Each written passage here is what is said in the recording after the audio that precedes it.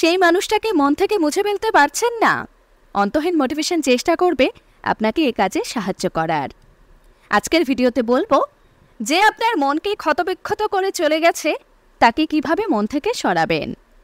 কাউকে মন থেকে সম্পূর্ণ সরিয়ে দেবার 11টি সেরা উপায়। 1.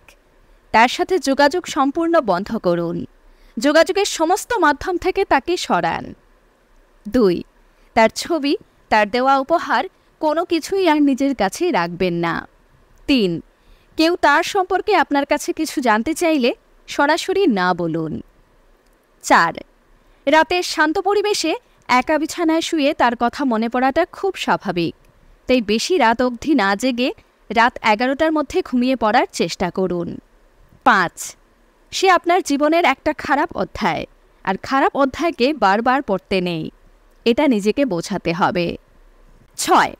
আপনার তরফ থেকে শতভাগ দেবার পরও যখন সে আপনাকে ছাড়তে পেরেছে, তার মানে সেটা তার ক্ষতি, সুতরাং আফসোসটা তাকেই করতে দিন, আপনি কেন করবেন। 7. অন্য কারোর মধ্যে তাকে খুঁজতে যাবেন না, এতে আপনি সবার আগে নিজেকেই ঠকাবেন, এর চেয়ে বরং একা থাকুন, ভালো থাকবেন। 8. যে আপনার কথা বিবেচনা না করেই আপনাকে তার জীবন থেকে সরাতে পেরেছে, তার কথা ভেবে ভেবে যারা আসলেই আপনার কাছের লোক তাদেরকে কেন কষ্ট দিচ্ছেন? কারণ আপনি কষ্টে থাকলে তারাও কষ্ট পাবে। আর ভালোবাসা হোক বা ঘেন্না, কোনোটাই অপাত্রে দান করতে নেই। 9.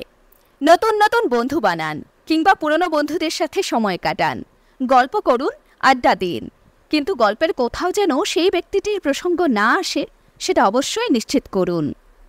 10. এতদিন যে কাজগুলো পেন্ডিং রেখেছিলেন সেগুলোকে শেষ করার চেষ্টা করুন। 11. নিজের উন্নতির দিকে গভীর মনোযোগী হন। অর্থ, নাম, যশ, খ্যাতি সব দুঃখকে ভুলিয়ে দেয়, আর এটাই বাস্তব। আপনার জীবনের সেই প্রতারকের নামের প্রথম অক্ষরটি তাহলে কী ছিল?